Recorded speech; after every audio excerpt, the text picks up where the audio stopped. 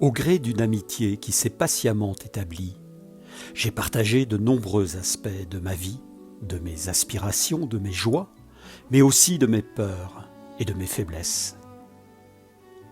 Une confiance s'est instaurée qui ne nécessitait de porter aucun masque, ni de jouer un rôle qui eût consisté à mettre entre elle et moi le jeu de la séduction ou de la conquête. Il nous importait d'écouter l'autre, de le connaître tel qu'en lui-même, de voir comment son regard sur la vie et sur le monde ouvrait en chacun de nous de nouveaux champs de conscience. J'ai reçu en retour la même sincérité de confidence et de partage qui, quotidiennement, doucement mais sûrement, construisait quelque chose que je ressentais comme extrêmement fort et réjouissant. Au cœur de cette amitié qui dura près d'1 an et demi, nous avons, elle et moi, approfondi tant de questions sur le sens de nos vies et de nos expériences. Nous avons fait ensemble un bout de route, non dans une routine matérielle qui caractérise souvent l'humaine condition, mais avec le souhait partagé de nous approcher l'un et l'autre un peu plus des vérités éternelles. Nous avons reçu par les mots et les paroles échangées, une sorte de miroir tendu à notre intuition et capable d'amener dans la lumière de la conscience tant d'aspects insuffisamment éclairés de nous-mêmes. À travers la confiance mutuelle, nous étions exposés et parfois émotionnellement nus sous le regard de l'autre. Mais si aucune complaisance n'animait nos échanges, une réelle bienveillance en était le fondement. Et puis, subrepticement, d'abord sous l'aspect d'un jeu qui paraissait amusant et totalement inoffensif, un sujet sous-jacent s'est glissé dans la relation, un sujet aux allures de théorie, dont je percevais bien qu'elle avait, à ses yeux, le pouvoir de tout englober et plus encore d'établir une ligne de démarcation entre, d'un côté, les êtres éveillés, ceux qui avaient compris le mensonge du monde, et de l'autre, les endormis grossièrement empêtrés dans leur vision erronée que leur inculqua la matrice. Passionné par de nombreux aspects de la cosmologie et par la manière dont s'est construite notre appréhension de l'univers comme de la Terre au sein de celui-ci, je me suis heurté à un tout autre paradigme. De façon ludique d'abord, puis au fur et à mesure que la relation s'est construite, de façon beaucoup plus tendue et intransigeante.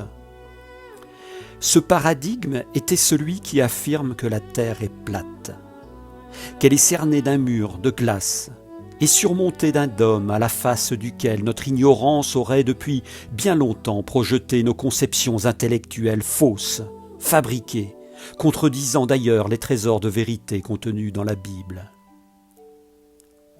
Elle me disait que je ne pouvais pas avoir levé un coin du voile sans être capable de comprendre que tout est faux, sans exception.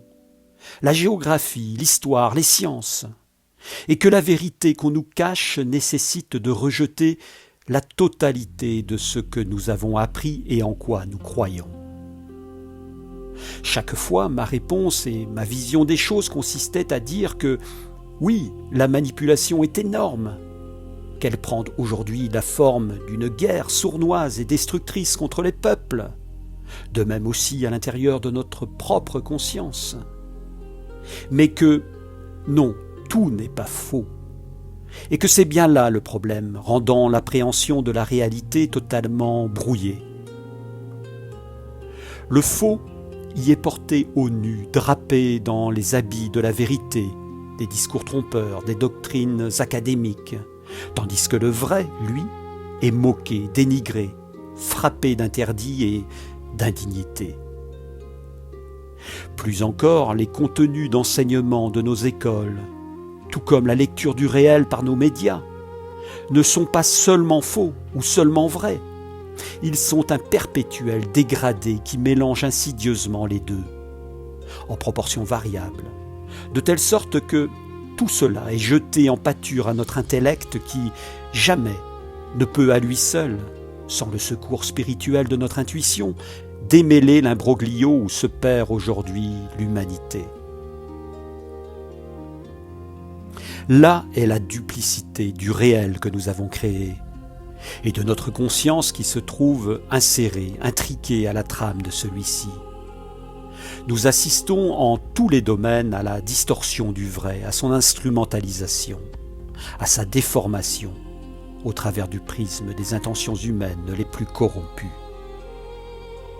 Tandis que je tentais de lui montrer qu'on ne pouvait pas intégralement rejeter l'ensemble du système ancien, au risque de jeter le bébé avec l'eau du bain. Elle pensait tout au contraire, puisque tout avait selon elle été réécrit, réinitialisé, intentionnellement fabriqué pour nous abuser. Il n'y avait d'autre solution que d'adopter un contre-modèle radical qui ne devait contenir aucun des postulats mensongers de l'ancien monde. Cela incluait de n'accorder aucun crédit à aucune démarche authentiquement scientifique que ce soit, car cette authenticité, cette réalité même, n'était à ses yeux qu'un récit, un roman, une construction. Pas plus la référence historique à des temps très anciens que la présence de notre Soleil à 150 millions de kilomètres de notre planète n'avait la moindre vérité. Insidieusement, cette théorie qui s'était invitée au cœur de notre amitié s'est révélée terriblement présente, englobante, totalitaire. Elle est devenue la toile de fond de nos échanges, la direction vers où pointaient nos interrogations et vers où auraient dû converger nos certitudes respectives. Il apparut bientôt que, si notre relation voulait subsister, elle nécessitait une transformation profonde de mes convictions, un alignement progressif sur les siennes. Il était de plus en plus manifeste que cela devint un prérequis au maintien de notre amitié. Par les tentatives renouvelées de mon ami à vouloir me convaincre, j'ai compris que cette théorie n'en était pas une à ses yeux, qu'elle était bien davantage la vérité nue, la vérité enfin retrouvée, la vision primordiale, quasi instinctive, dépouillée de nos conditionnements, de notre programmation et du mensonge des enseignements qu'à dessein nous avons reçus. Cette vision du monde n'était pas par conséquent un simple sujet dont on débat, mais la pierre angulaire de l'éveil, le fondement d'un partage de l'humanité entre ceux qui demeuraient encore dans la nuit et ceux qui avaient franchi le pas, alliant à l'évidence du révisionnisme géographique un révisionnisme tout aussi radical de l'histoire, dont la chronologie tout autant que le récit de nos livres et de nos universités n'était que pure fiction destinée à nous asservir et à nous contrôler. Il eût fallu que je considère l'histoire non comme un espace où le vrai se mêle habilement et stratégiquement au faux, mais comme un monolithe de mensonges qu'il fallait intégralement déconstruire et rejeter.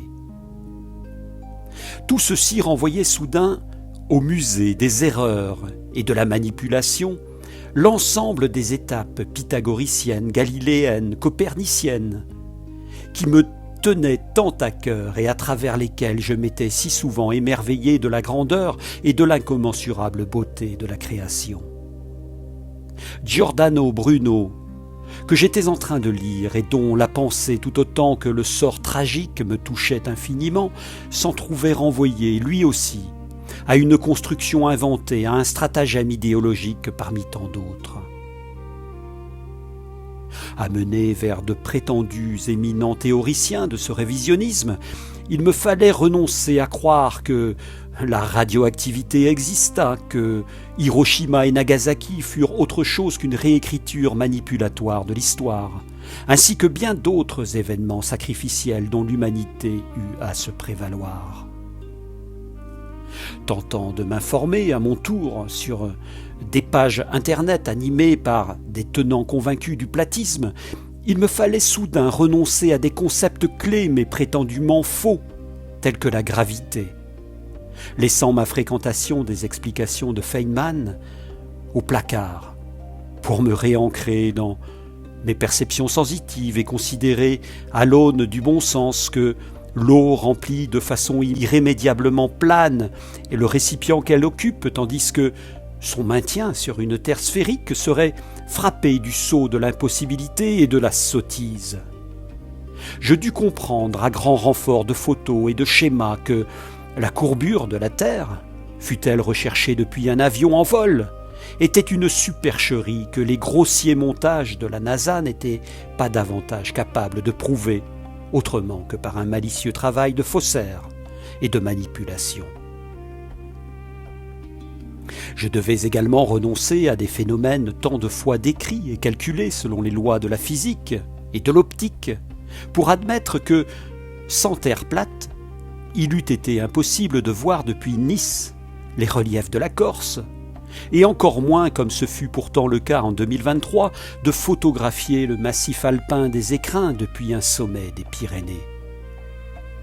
Pourquoi, en effet, s'encombrer d'un concept aussi compliqué et suspect que la réfraction de la lumière, lorsque de tels phénomènes livrés à la naïveté de nos yeux nous apportent sur un plateau l'énorme preuve que la courbure de la Terre n'existe pas? Était-ce là vraiment le sens de la parole du Christ, nous enjoignant à redevenir comme des enfants?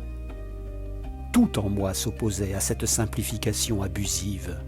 Simplification qui, rejetant en bloc la totalité de ce qui fut enseigné, ne s'apercevait pas de l'énormité d'obscurantisme, de cécité et de dogmatisme qui s'installait vigoureusement dans ce nouveau corpus de certitude. Il me fut particulièrement pénible, non pas du côté de mon amie, mais du côté de ceux dont elle partageait les thèses, de voir dans quel abîme de présomption et de supériorité se trouvait cette mouvance dont la critique à l'égard de ceux qu'ils nomment les globuleux était sans appel, les considérant avec un profond mépris et tout au plus avec une commisération pleine de dépit face à l'ignorance crasse des adeptes de la terre-boule. Je n'ai trouvé là ni humilité, ni volonté d'approcher sérieusement les lois de la nature comme de l'univers. Les grands moments de la physique, de la compréhension des lois qui sous-tendent l'infiniment grand comme l'infiniment petit, y sont systématiquement absents ou vulgairement démontés. Ni les approches de la physique newtonienne, ni à plus forte raison les théories de la relativité ou de la mécanique quantique, ne trouvent grâce auprès de ces esprits qui en ont probablement percé tous les arcanes au point d'écarter cela d'un revers de la main et de positionner notre plan terrestre comme un grand vaisseau plat et immobile, affublé de ces luminaires qui décrivent leur course sur le dôme indépassable qui nous tient lieu de ciel. La Terre y jouit probablement d'une grâce particulière au regard de son Créateur, tout comme l'humanité qui n'a pas à déchoir de son rang en étant projetée à grande vitesse dans la course elliptique des mondes. Combien m'a semblé suffocante cette vision qui venait soudain, tel un écran, bloquer l'aspiration de mes pensées à conquérir en esprit les orbites incroyables des corps célestes et des galaxies. Je ne pouvais voir dans ces grands mouvements cosmiques, faits de circularité et de sphéricité, que la manifestation prodigieuse de force et d'entités subtiles qui façonnent les mondes. En regard de cette intuition que je portais consciemment depuis mon adolescence, il m'est apparu que la prétendue fixité terrestre recouverte de son dôme était une négation des principes premiers de la vie, lesquels ne peuvent s'exercer que là où le mouvement se déploie et s'organise en des cycles d'évolution et de révolution. Les mondes matériels naissent, se développent et meurent. C'est là la vérité pour les plantes de nos champs et de nos forêts, pour le corps des animaux et des hommes de la terre. Mais n'est-ce pas là, à vrai dire, la vérité pour l'ensemble des corps de matière dense qui occupent l'univers et dont le mouvement est le signe d'une vie qui les anime? J'ai donc perdu cette amitié qui était, à son commencement, pleine de simplicité, d'écoute et d'espièglerie. J'ai vu d'un seul coup un rideau de silence descendre sur des mois et des mois d'échanges quotidiens, réalisant combien une relation peut s'avérer fragile devant le rouleau compresseur d'une conception du monde, d'un prisme à travers lequel nous considérons le réel, au point de juger durement ceux qui n'en partagent pas le contenu. Déstabilisé par cette rupture soudaine, je n'ai cependant pas nourri de rancœur ni de ressentiment, éprouvant combien ce qui était initialement une prodigieuse ouverture sur des partages spirituels avait peu à peu glissé vers un enfermement, vers un goulet d'étranglement conceptuel dans lequel ma conscience se refusait d'entrer. J'ai profondément aimé ces temps d'amitié entre elle et moi. Je m'aperçois que, bien qu'elle fût une jolie femme, je n'ai teinté cette relation d'aucun désir sexuel, d'aucune projection fantasmatique qui aurait pourtant jadis pu colorer cette amitié d'intention bien moins chaste. Nous avons pourtant évoqué l'un pour l'autre les pans les plus intimes de nos vies, cherchant à comprendre qui était l'autre et comment sa propre vie était en mesure de nous enseigner. Nous pouvions ainsi, sur la base de notre expérience en cette vie terrestre, nous aider mutuellement dans la recherche de la voie juste, ainsi que dans la résolution des problématiques du quotidien. Mais la voie juste, bientôt, supposa une convergence des regards, une communion des consciences qui s'avéra finalement impossible. Curieusement, alors que j'étais invité à poursuivre seul ma route, je me sentis profondément libre, aligné avec l'arborescence de ma propre vie qui, pourtant, s'était souvent engagée dans des chemins d'errance. Il me sembla, là, que la tristesse que j'éprouvais en perdant cette amitié tombait immédiatement sous le rayon d'une conviction plus grande, celle que ma solitude restait intrinsèquement ouverte sur l'infini, capable, non de me laisser tout seul dans mon isolement, mais au contraire, habité de la merveilleuse conscience de l'immensité des univers et des êtres qui la peuplent. Depuis mon enfance, mon regard aimait se perdre dans le ciel nocturne, y repérant les constellations et les planètes, découvrant avec ravissement les 7 sœurs des Pléiades, la Grande Ourse, la ceinture d'Orion ou l'éclatante lumière bleutée de Sirius. La lune rougeoyante accueillant lors de son éclipse le disque ombrageux de la Terre ne me murmurait pas que notre Terre était plate, bien au contraire. D'une certaine manière, tous mes instants de contemplation du ciel étoilé, à la manière de Kepler, faisaient résonner en moi la musique des sphères. Là était mon expérience. Fût-ce pour une amitié, je ne pouvais renoncer à ce qu'elle m'enseignait. Ce renoncement à lui seul eût causé une faille, un trou dans le tissu de ma conscience, et finalement il aurait abouti à une impossibilité d'aimer et d'être. Alors je dus considérer que les lois de la création étaient décidément bien faites quant à l'attraction des genres identiques. Une séparation pouvait bien alors s'avérer naturelle et nécessaire, sans que, pour autant, ce qui avait été vécu ne fût pas sincère et utile. Souhaitant à cette femme le meilleur et la remerciant pour le chemin parcouru ensemble, je repris mon bâton de pèlerin solitaire. Je compris, plus qu'à tout autre moment de ma vie, combien j'avais à vivre cette solitude, combien j'avais à construire, à bâtir et à modeler l'homme que je suis. Je regardais par ailleurs cette relation d'un homme et d'une femme qui, d'une certaine façon, s'était patiemment construite à la manière d'un couple. Et je notais avec étonnement que l'homme et la femme, y compris sur cette terre où la matière de nos corps peut exposer à la satisfaction des pulsions, pouvaient tout au contraire se sentir infiniment proches, dans une véritable communion d'âme, sans que cela n'orientât pour autant la relation vers un assouvissement sexuel. L'amitié homme-femme a tant fait couler d'encre, d'aucuns prétendant qu'elle est impossible. J'en ai expérimenté la réalité, mais aussi la fragilité. J'ai compris combien la teneur de notre regard sur le monde et sur nous-mêmes peut, magnétiquement, attirer ou repousser. Et c'est cette dernière option qui prévalut.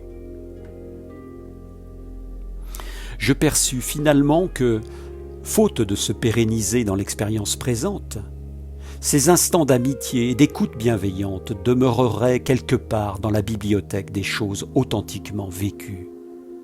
Il me sembla entendre là, dans le débat contradictoire entre la rotondité de la terre et sa platitude revendiquée, que les anges, depuis leur lieu d'observation, s'amusaient et riaient de bon cœur devant la fatuité des humains.